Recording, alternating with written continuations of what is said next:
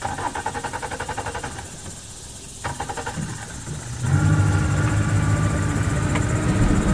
we're in the Chapala Basin. This is part of the Mississippi Delta. We're in a swamp, a typical swamp of the Chapala Basin.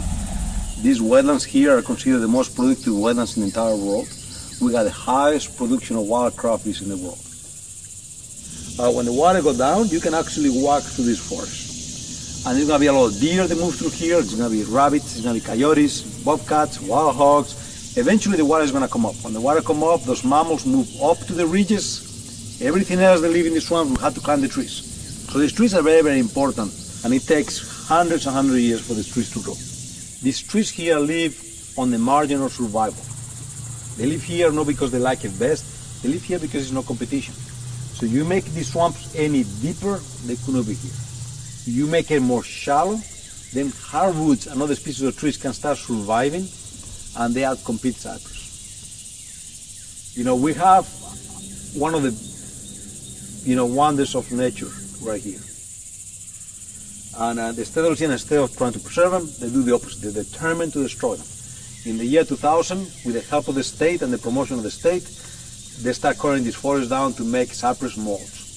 We follow the trucks, and the mulch was being sold as environmentally harvested and with a Florida address in the bag by Home Depot, Lowe's, and Walmart. We confronted the retailers, and we come up with an agreement, and they stopped doing it.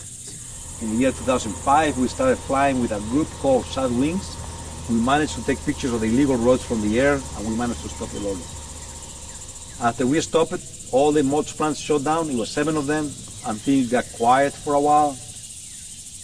Behind the scenes, they put a lot of pressure in the government to make it illegal. In past March, for the first time ever, the Corps of Engineers granted a permit to log a forest like this in the Chapala Basin. And if that permit goes forward, then it will be the first of many. And so what we're very, very concerned about is with the new industry from Europe, wood pellet industry, is that they have a limited market to burn these trees for power. So I invited, the 2 foresters from Drax to come to see this here. Trying to explain to them that it's on the best interest for the industry to leave this forest alone. First, it's not sustainable, it's a one-time deal. And also, it will be used by us to attack the industry in Europe, to try to kill it altogether. But pretty much what they told us is that they're only interested in thinnings from palm plantations. That they wasn't going to go after any wetland forests of cypress forests. But they couldn't guarantee me, that's one of my concerns, that they could not do that in the future. In the East Coast, they're cutting forests like this. And Drax is the main player in there. What that tells about the credibility of the company. At the same time, the government is willing to give them permits to do it, and we won't be able to stop it. It will be unstoppable. We may be the last generation seeing forests like this here in Louisiana.